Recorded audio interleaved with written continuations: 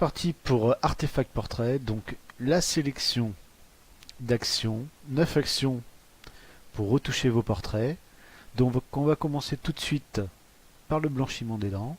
Donc on clique sur la petite barre d'action. Voilà. On va utiliser la brosse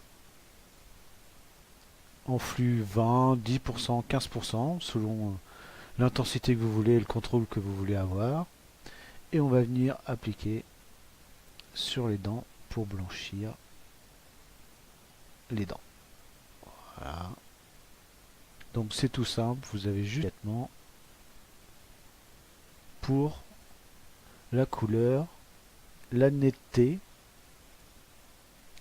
Donc voilà, ça me paraît bien. Et voilà la différence. Alors la différence est vraiment flagrante. Si c'est trop fort pour vous, vous pouvez utiliser l'opacité et diminuer un peu la puissance de l'effet. La séparation de fréquence. Donc voilà le petit module. Alors ici, vous ajustez jusqu'à ne plus voir de texture de peau. Donc on va augmenter un petit peu. Voilà. Ok. Et il fait le reste. Alors là, vous avez un module très important à lire. Je vous conseille de le lire. Complément à Artefact Portrait, on a apporté un peu de modification.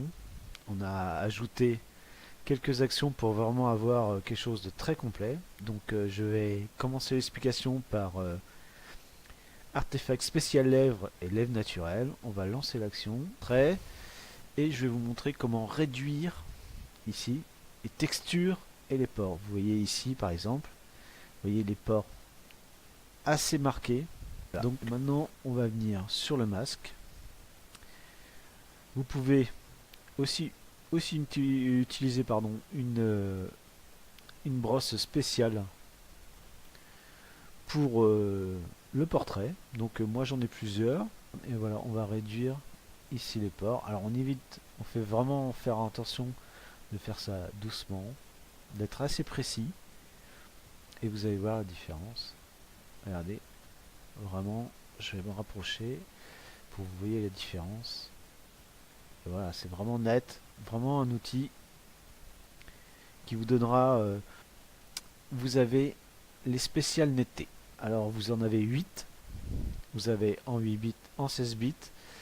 Et vous avez deux actions qui se ressemblent, mais qui sont un peu différentes. Alors je vais vous montrer le spécial 2. Le spécial 2 il est un peu différent.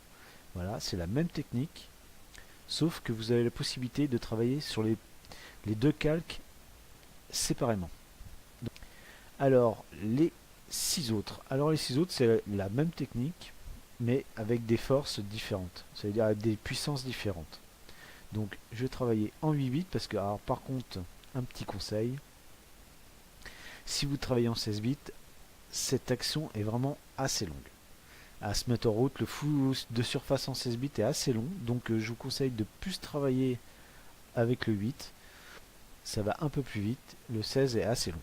Donc voilà. Les traces blanches que vous voyez lorsque vous appuyez, lorsque vous mettez plus de netteté, des fois sur les contours il y a une sorte de petite trace blanche d'environ 1 pixel, mais qui va tout autour laisser une trace blanche.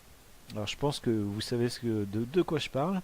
Donc grâce à cette action, vous allez pouvoir utiliser la netteté sans avoir de fringing. Donc ce qui est vraiment très intéressant pour la qualité de vos images.